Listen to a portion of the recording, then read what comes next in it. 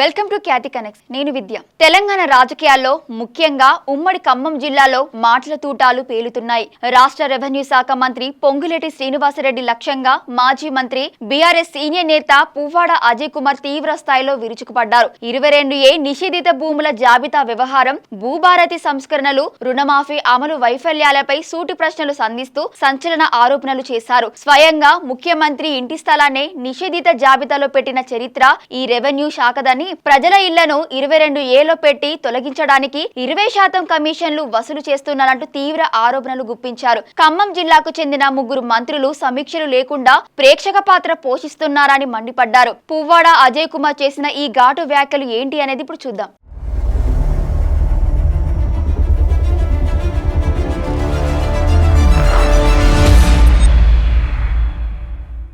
ఉమ్మడి ఖమ్మం జిల్లా రాజకీయాల్లో మరోసారి అగ్గిరాజుకుంది. రెవెన్యూ శాఖ మంత్రి పొంగులేటి శ్రీనివాసరెడ్డి పాలన వైఫల్యాలను ఎండగడుతూ మాజీ మంత్రి పువ్వాడ అజయ్ కుమార్ తీవ్ర స్థాయిలో విరుచుకుపడ్డారు. అధికారంలోకి వచ్చిన నాటి నుంచి ప్రజలను ఇబ్బందులకు గురి చేయడమే కాంగ్రెస్ నైజంగా మారిందని ధ్వజమెత్తారు. రెవెన్యూ శాఖ నిర్వహణ తీరుపై పువ్వాడ ఘాటుగా స్పందించారు. 22A నిషేధిత భూముల జాబితాపై కనీస అవగాహన లేకుండా అధికారులు ప్రభుత్వం వ్యవహరిస్తున్నాయని, చివరకు రాష్ట్ర ముఖ్యమంత్రి ఇంటి స్థలాన్ని కూడా నిషేధిత జాబితాలో చేర్చడం కంటే అసమర్థత మరొకటి ఉందని ఎద్దేవా చేశారు. తప్పు జరిగిందని రెవెన్యూ మంత్రి క్షమాపణలు చెప్పి తప్పించుకోలేరని పువ్వాడ నిలదీశారు. సామాన్య ప్రజల ఇళ్లను, స్థలాలను అక్రమంగా నిషేధిత జాబితాలో చేర్చి వాటిని తొలగించడానికి 20% దాకా కమిషన్లు, పర్సంటేజీలు దండుకుంటున్నారని సంచలన ఆరోపణలు చేశారు. గత ప్రభుత్వ హయాంలో 3 ఏళ్లలో కేవలం 3 లక్షల ఎకరాల భూములు మాత్రమే నిషేధిత జాబితాలో ఉంటే నేడు అవి కోట్ల ఎకరాలకు ఎలా పెరిగాయో ప్రభుత్వం సమాధానం చెప్పాలని డిమాండ్ చేశారు. భూభారతి పేరుతో చేస్తున్న మార్పులు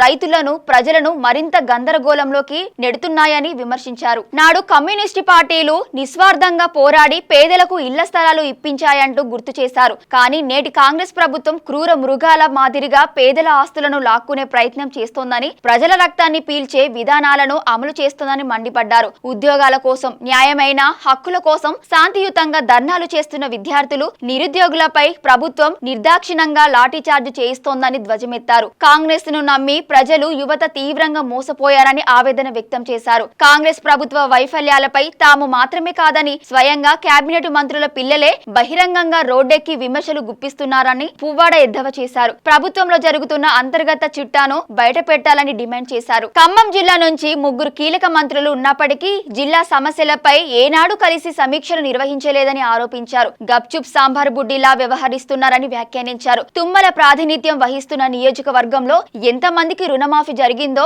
రైతులకే అడుగుతామని సవాలు విసిరారు. బీఆర్ఎస్ హయాంలో నిర్మించిన సీతారామ ప్రాజెక్టుకు కాంగ్రెస్ ప్రభుత్వం చేసిందేమీ లేదని విమర్శించారు. వర్షాలకు రాజీవ్ కెనాల్ లైనింగ్ కొట్టుకుపోయినా పట్టించుకునే నాదుడే లేరని, భవిష్యత్తులో రాబోయే ఎల్నినో ప్రభావం, తాగునీటి ఎద్దడిపై ప్రభుత్వానికి ముందస్తు ప్రణాళికలే లేవని హెచ్చరించారు. తాను పోరాటాల నేపథ్యం నుంచి వచ్చిన వ్యక్తినని, ప్రజా సమస్యలపై నిలదీస్తుంటే చేసే బెదిరింపులకు, బౌబౌ కూతులకు భయపడే ప్రసక్తే లేదని పువ్వాడ స్పష్టం చేశారు. ప్రజాక్షేత్రంలోనే కాంగ్రెస్ వైఫల్యాలను నిరంతరం ఎండగడతామని తేల్చి చెప్పారు. Thank you for watching Khyati connects.